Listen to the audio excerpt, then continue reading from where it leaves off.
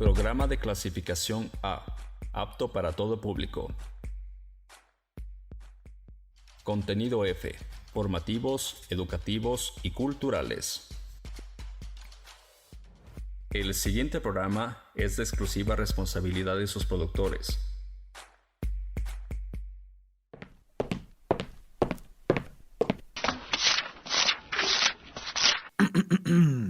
Altura proviene del vocablo latino altus y significa alto, referida a una dimensión de los cuerpos que mide lo que se eleva de ellos sobre la superficie de la Tierra. Cultura. Puede definirse la cultura como la totalidad de las reacciones y actividades mentales y físicas que caracterizan la conducta de los individuos componentes de un grupo social, colectiva e individualmente, en relación a su ambiente natural. Y si mezclamos cultura y altura,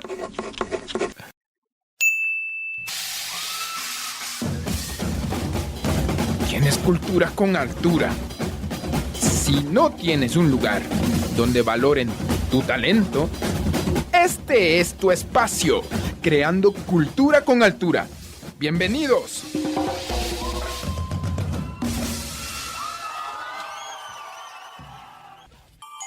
Bienvenidos al misterio.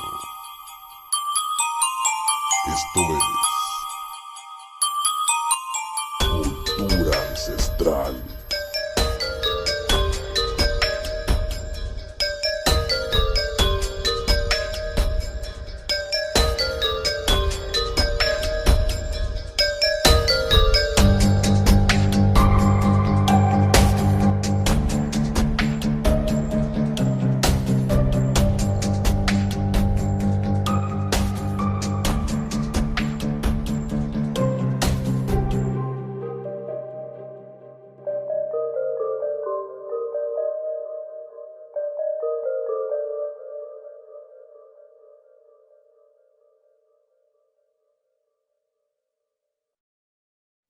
Hola, buenas noches.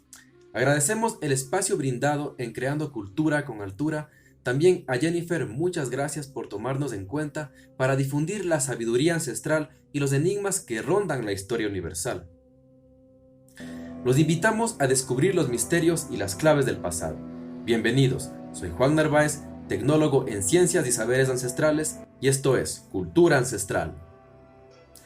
Desde los inicios del ser humano y hasta lo que hoy conocemos mediante los estudios, la antropología, la historia, la investigación y la ciencia, hemos mantenido la inquietud de conocer nuestros orígenes, nuestro desarrollo en las artes y las ciencias que dieron vida a la civilización actual. La ancestralidad es un concepto que se encuentra en todo el mundo antiguo, en todas las culturas, desde el enfoque de su cosmogonía, cosmología, costumbres, ceremonias, ritos y mitos, mostrando la esencia de la relación del ser humano con la naturaleza y las leyes que rigen su existencia. El tema de esta noche es la astrología. Por muchos es considerada madre de todas las ciencias. Fue desarrollada de una manera independiente por diversas civilizaciones en el mundo. Etimológicamente, el término es de procedencia griega, específicamente de latín, y se traduce como el estudio o tratado de los astros, pero también es considerado como el discurso sobre las estrellas. El origen de la astrología se remonta a milenios y se centra principalmente en el estudio de la luna, el sol, los planetas del sistema solar, su influencia sobre el mundo y los seres que lo habitan. Los primeros registros nos ubican en el Paleolítico, donde los antiguos nómadas y cazadores observaban los astros y hacían cálculos del movimiento de la luna y el sol, desarrollando poco a poco un sistema de medición de los ciclos animales, registrándolos en huesos y piedras. Luego, en el Neolítico, lo desarrollaron para medir el ciclo de los vegetales en los grandes imperios de la antigüedad. Mesopotamia es considerada como la cuna de la astrología occidental, ya que existen evidencias muy avanzadas en el desarrollo de sistemas de cálculo y medición, usando la matemática, la geometría y la astrología simultáneamente. Esto sirvió de guía para resolver asuntos importantes, tomar decisiones político-religiosas de acuerdo a la posición de los astros. Esto lo realizaban grandes sabios sacerdotes que sentaron las bases de la matemática actual. Estos sabios eran astrólogos, alquimistas y matemáticos, quienes consiguieron crear calendarios, calcular el tiempo, predecir eclipses e informar a los emperadores de posibles guerras. Es preciso tomar a la astrología seriamente, ya que es una ciencia un poco olvidada y no reconocida por algunos incautos. Últimamente está renaciendo con fuerza, entonces es preciso exponer sus orígenes mediante una investigación verdadera, con evidencia coherente y demostrada con hechos. Se estima que la astrología existe desde por lo menos el tercer milenio antes de nuestra era, pero al parecer es más antigua y más ancestral de lo que nos cuentan. De eso lo podríamos hablar en otro capítulo, ya que hay mucha evidencia del uso de mapas estelares para la navegación en tiempos antediluvianos y que también se relaciona con el llamado Reino de los Quitus. La historia oficial acredita sus inicios al Imperio Mesopotámico, donde los calendarios agrícolas se utilizaban para predecir los cambios estacionales y para interpretar los ciclos celestes como señales de comunicación con la divinidad. Los registros históricos muestran que los babilonios, sumerios, asirios y en especial los caldeos eran quienes veían señales divinas en los movimientos planetarios, y de esa manera tomaban las decisiones en sus imperios. Estos sabios se destacaban como grandes astrónomos que observaron cómo determinados astros, especialmente el Sol, influían en el cambio de las estaciones y en el éxito de las cosechas. Luego dividieron la bóveda celeste en 12 partes iguales de 30 grados cada una y determinaron los 12 signos del zodíaco, esto en el siglo VII a.C. Gracias a la observación de los astros, se desarrolló un sistema más amplio en que los movimientos de los planetas influían o representaban otros aspectos de la vida. El pueblo de los caldeos, habitantes de Babilonia, actual Irak, habían logrado desarrollar en el año 3000 a.C. una de las bases de la astrología, atribuyendo características específicas a varios astros planetarios, en base a determinados aspectos. A Venus se lo asoció al principio de la fecundidad, conocida por ser el lucero más luminoso. A Marte, por su resplandeciente halo rojizo, se lo relacionó a los cambios violentos y a las guerras. A los babilonios también se los considera los inventores de la astrología, pero también se considera que la astrología como una ciencia es mucho más antigua, remontándonos a otras humanidades perdidas en el tiempo. Si hacemos una investigación más profunda, nos podríamos remontar a la civilización de los atlantes y mucho más, que ya hablaremos en otro programa. Los horóscopos realizados por los sacerdotes se referían únicamente al futuro del imperio y al del rey, quien era la personificación del mismo. En Babilonia no se había desarrollado horóscopos individuales hasta el año 410 a.C. En esta fecha se realiza el primer tallado en piedra para Shuma-Usur, el hijo del rey, nacido el 29 de abril de ese mismo año, quien requería conocer su futuro. Este fue considerado el horóscopo más antiguo conocido hasta la fecha, pero estas solo son las posiciones de las estrellas y no han sido interpretadas. Según nos cuenta la historia oficial, los antiguos realizaron estudios y observaciones muy detalladas sobre los movimientos de los astros. Se supone que por ser visibles solo conocían los eclipses, el Sol, la Luna, Mercurio, Venus, Marte, Júpiter y Saturno. Pero en otras investigaciones se deduce que los sumerios ya conocían los 9 planetas, como son Mummu, Mercurio, Labamu, Venus, Tiamat, Tierra, Lamu, Marte, Kishar, Júpiter, Anu, Urano, Ashar, Saturno, Ea, Neptuno, Gaga, Plutón, Ningu, Luna y Apsu, Sol. Incluso se habla de un 12º planeta más, llamado Nibiru. Esto se demuestra en una impronta de una tablilla de la epopeya de la creación de Babilonia, donde Sicariat Sitchin muestra todos los planetas existentes, y se supone que estas tablillas se encuentran ocultas en un museo británico. Este conocimiento también fue desarrollado por los egipcios como astrología decánica. El concepto de decano fue impuesto en la época helenística. Antes se los designaba como observadores de las horas, señores del universo, elementos del mundo o seres divinos. El concepto griego de decano técnicamente representa la división del segmento zodiacal de 30 grados en 3 decanos de 10 grados cada uno. Los decanos aparecen primeramente en las tapas de los sarcófagos del Imperio Medio y Nuevo de Egipto. Eran determinadas estrellas o constelaciones situadas cerca de la eclíptica, cuyo influjo divino podía ser beneficioso o perjudicial para los seres humanos. Los egipcios también estudiaron los planetas y se dieron cuenta que lo que ocurre en el espacio tenía relación con lo que ocurre en la Tierra, y pronto se fusionaron con los conocimientos babilonios, dando lugar a la astrología horoscópica. La astrología tal y como la conocemos actualmente nació alrededor del siglo V a.C., extendiéndose a Grecia, donde filósofos como Pitágoras y Platón la incorporaron a sus estudios sobre religión y astronomía.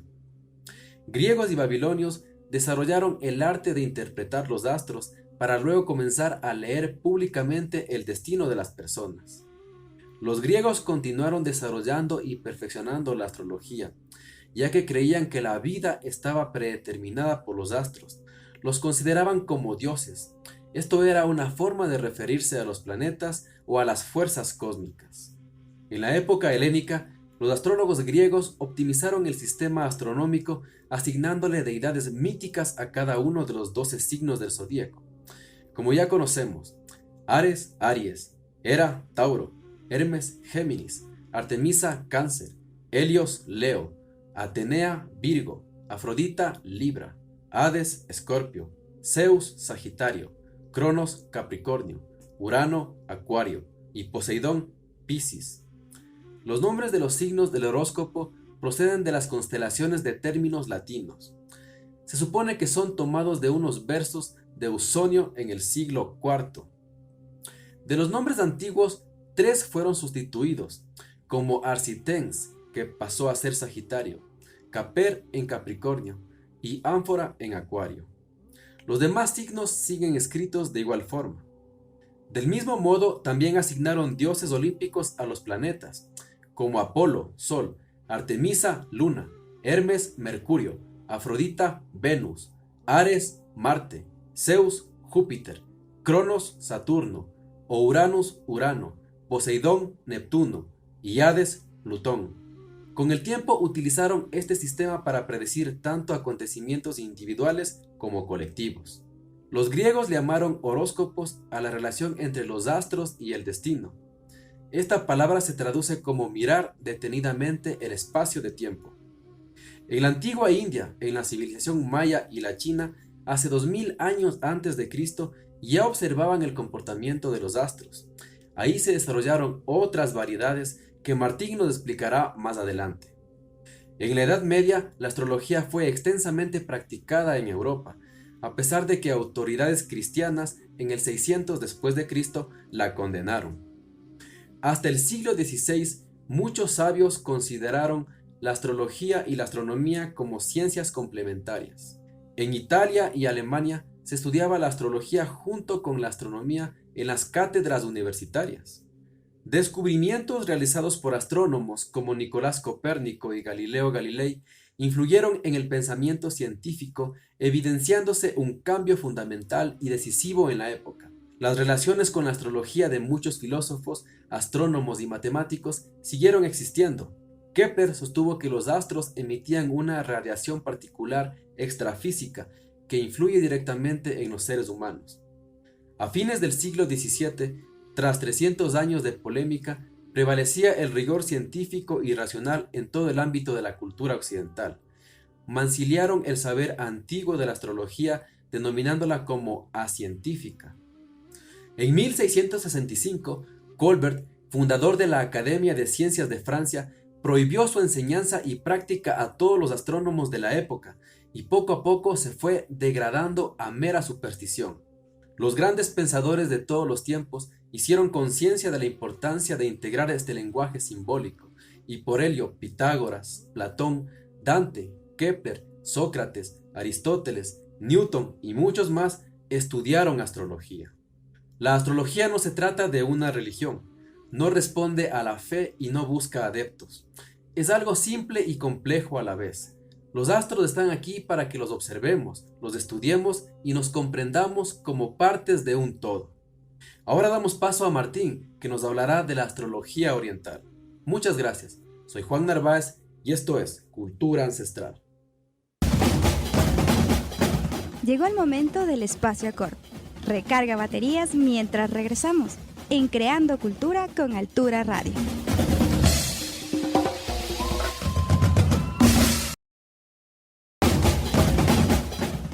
¿Recargaste baterías?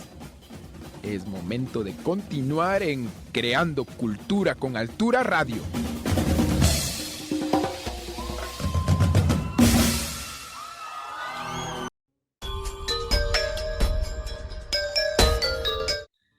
Muy buenas noches con todos. Les saluda Martín López, tecnólogo en ciencias ancestrales, y hoy vamos a compartir un poco de sabiduría antigua, en este caso de la astrología védica, aquí en el programa Cultura Ancestral.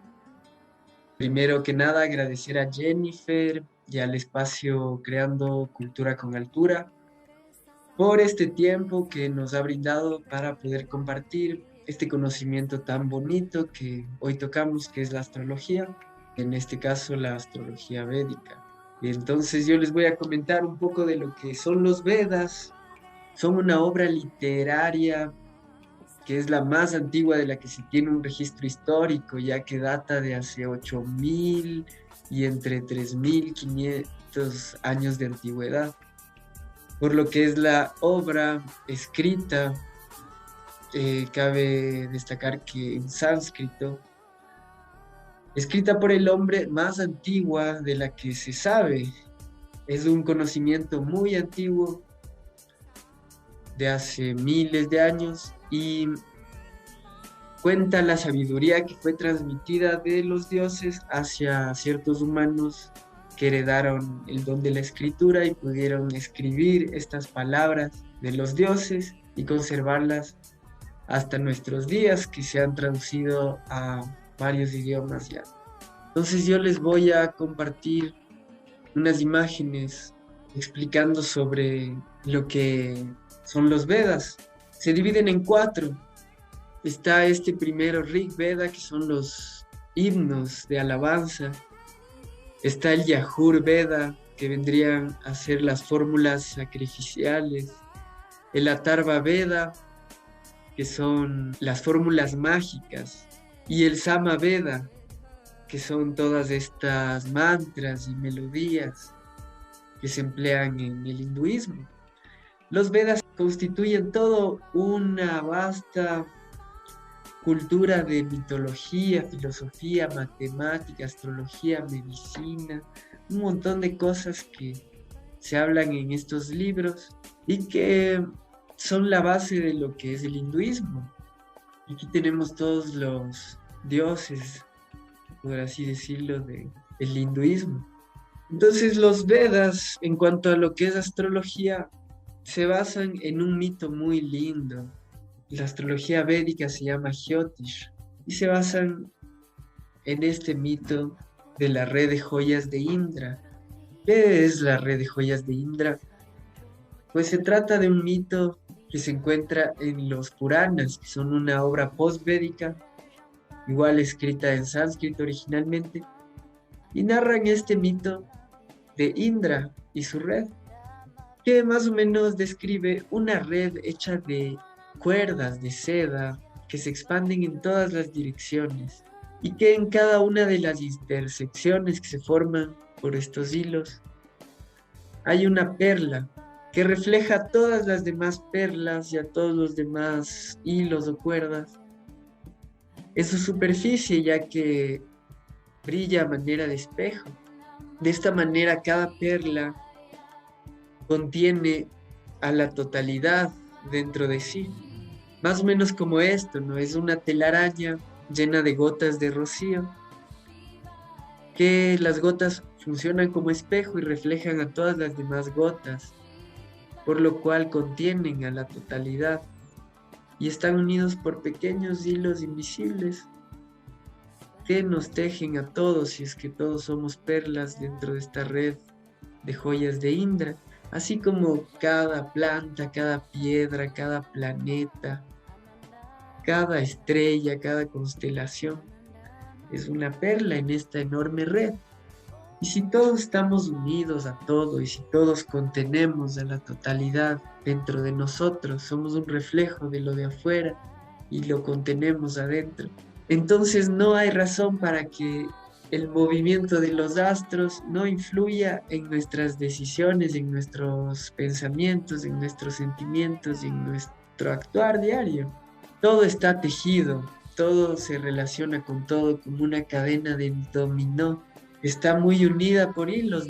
Entonces, por ejemplo, de esto podría mencionar yo el efecto de la luna con respecto a las mareas. Digamos, cuando la luna está llena, es bien sabido entre los pescadores que la marea va a estar más agitada, va a subir. Asimismo, la gente que ha hecho calendarios agrícolas a lo largo de la historia supo analizar que cuando la luna está llena, el agua de las plantas tiende a subir hacia el ápice, hacia las flores, hacia las frutas, por lo cual es una mejor época para cosechar estas flores y frutas. Mientras que en luna nueva el agua o los líquidos de la planta van a tender a bajar hacia la raíz, por lo cual indica una mejor época para cosechar tubérculos como la zanahoria, la papa, etc. Y asimismo nosotros que somos 70% agua, imagínense si la luna mueve la marea de esa forma, ¿cómo hará en el agua que está en nuestro cuerpo? Pues es bien sabido que las fases lunares y su ciclicidad están relacionadas también con el crecimiento del cabello, de la barba. Saben que en cuarto creciente es una mejor época para cortarse el cabello y que crezca. ¿Por qué? Porque el agua, los líquidos del cuerpo, recuerden que somos 70% o más de agua, que van a tender a subir hacia la cabeza, van a dar una mayor abundancia en nuestra cabellera. Asimismo, nuestros pensamientos van a verse más influenciados por nuestras emociones. Recuerden que alquímicamente hablando, el agua está relacionada con la emoción. Eso quiere decir que en luna llena vamos a estar o más melancólicos o inspirados, más creativos, como los poetas que se inspiran a la luz de la luna llena. Todos vamos a estar de alguna manera más emocionales que cuando es luna nueva, ya que en luna nueva los líquidos del cuerpo tenderán a bajar y nuestra cabeza se va a enfriar. Vamos a pensar de una manera más lógica, más calculadora. Eso por un pequeño ejemplo de cómo influye en los astros, ¿no? La luna, que es la que está más cerca. Ahora imagínense Júpiter, que es enorme, que quizás no esté tan cerca, pero que está ahí moviéndose entre todas las constelaciones. Y aquí tenemos esta tabla de la astrología védica. No es tanto un círculo como en la astrología occidental, sino es más bien este rectángulo que contiene varios rombos que están dictaminados por estas líneas inclinadas que vendrían a representar los solsticios. Estos puntos de aquí vendrían a ser los equinoccios. Aquí tenemos, por ejemplo, el solsticio de junio, cuando empieza Cáncer, entre Cáncer y Géminis, y el movimiento que hará hacia el equinoccio cuando empieza Aries y Libra. Son los equinoccios. Entonces esta es la manera de dividir el cielo en 12 segmentos para los hinduistas. Así como en Occidente se dividía el cielo en 12 segmentos, pero en un círculo. Aquí se lee más o menos de esta forma. 1, 2, 3, 4, 5, 6. Todo este sector. Luego 7, 8, 9, 10, 11 y 12. Todo este sector de acá. Podría decir que está dividido en estas dos mitades. Y así se lee la astrología védica. Ubica todos estos signos que son bastante similares en características a la astrología occidental. Claro que en la astrología védica están simbolizados por diferentes símbolos de la naturaleza. La astrología védica va muy de la mano de la medicina. Un dato curioso que se me olvidaba mencionar es que la astrología védica se le dice Jyotish. Y Jyotish, si se traduce al español, quiere decir luz, así como también quiere decir ojos, por lo cual podríamos traducirla como la luz que entra por los ojos o el efecto de iluminación. Y eso es curioso, ya que recordemos que el sol es quien nos da la luz. Y ese mismo sol lanza su luz a todos los planetas que a su vez reflejan esa misma luz. Recordemos que pocos planetas emiten luz propia. Hay una gran parte de planetas que simplemente los vemos porque están reflejando la energía lumínica del sol. Así como la luna, ¿no? La luna la vemos ahí brillante, pero es un planeta rocoso. No es una bola de gas en llamas como el sol. No es una bola de fuego. E igual que Plutón, es un planeta rocoso. Y lo vemos brillar en el cielo porque está reflejando la luz del sol. Entonces depende del ángulo en el cielo en el que nos está llegando esa luz, la influencia que va a ejercer en cada uno de nosotros. Por eso es el estudio de la luz, Jyotish. Es una iluminación, porque en el microcosmos que somos, vivimos a oscuras. Somos mucho de lo que no somos conscientes. Es decir, tenemos este arquetipo de la sombra que dice Carl Gustav Jung. Hay mucho de nosotros que negamos, que no reconocemos, que rechazamos y no entendemos. Por eso tenemos miedos. Miedo a la oscuridad, miedo a lo desconocido. Lo que nos ayuda en la oscuridad es la luz. La luz nos va iluminando y nos va mostrando, y así podemos entender que en la oscuridad quizás no había nada que temer. Asimismo hace el sol, asimismo hacen los planetas, asimismo hace la astrología, el estudio, el conocimiento, la filosofía. Nos va llenando de luz. Nos va aclarando estas cosas que teníamos en tinieblas. Y volviendo al tema de la Ayurveda contempla estas 3 gunas o momentos que vendrían a estar ligados a los 5 elementos que se contemplan en el hinduismo.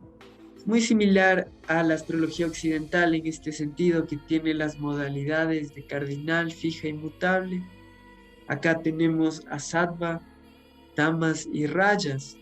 Brevemente resumiendo, sattva vendría a ser la energía cardinal o la energía sutil. Una energía armoniosa, lumínica, llena de inteligencia, de claridad, de entendimiento. Esta guna se la relaciona con el elemento del aire y del éter, ¿no? De la transparencia, lo que es sutil. Y también son momentos de la vida. Se lo relaciona con el sabor dulce, a los momentos dulces. Cuando tenemos un momento de claridad, de entendimiento, un momento armonioso, estamos experimentando una etapa sádvica de la vida. Rayas corresponde al elemento del fuego y del agua, de la turbulencia del agua. Es decir, esto nos habla de transformación violenta y rápida.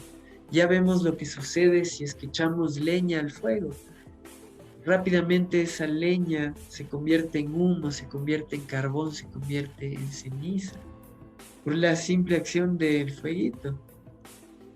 Asimismo, el agua en las corrientes de los ríos, el mar en su marea, cómo destruye rocas, moldea rocas, esculpe. Esa es la energía rajásica, una energía pasional de movimiento que enciende las cosas y las transforma, como el arte, que de unos recortes hace un collage, que de simple pintura hace todo un paisaje, o la literatura que de simples letras hace poemas, discursos, novela. Y también está la energía tamásica que nos habla de momentos de la vida en que estamos en ignorancia. Se la relaciona con el estancamiento, con la oscuridad también, con la putrefacción, con la transformación lenta. Por eso se la relaciona a la tierra que tiene en su paciencia el tiempo de darse el crear una planta, un árbol enorme a partir de una semilla diminuta.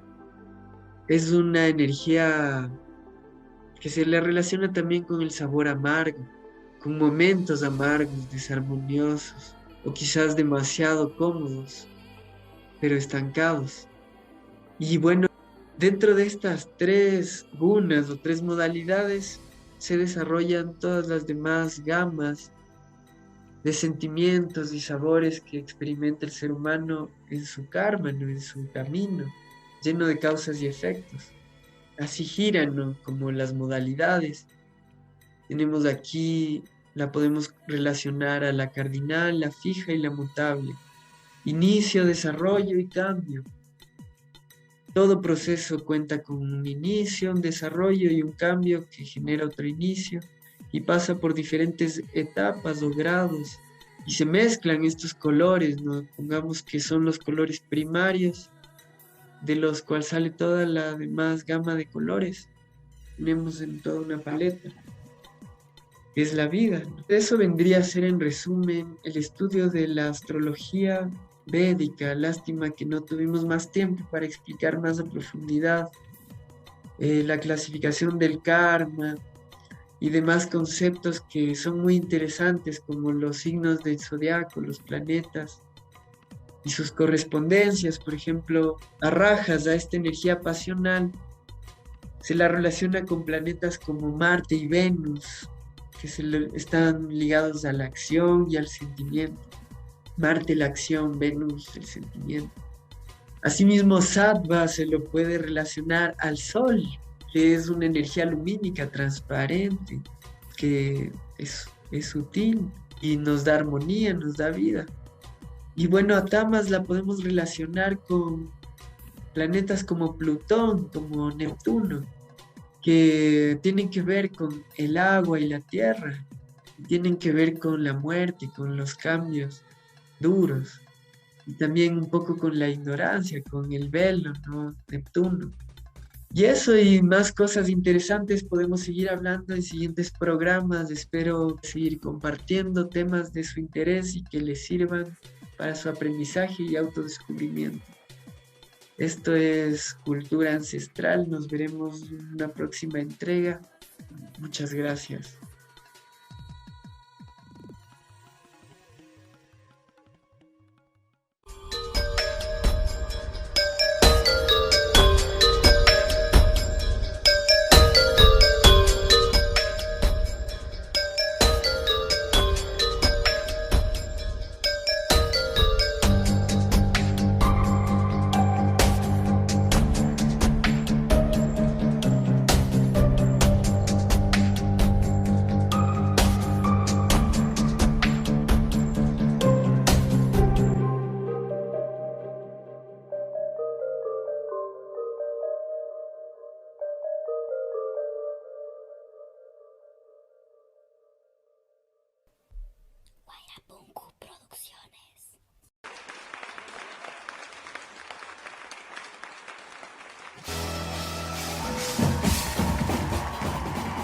Eso fue todo por hoy.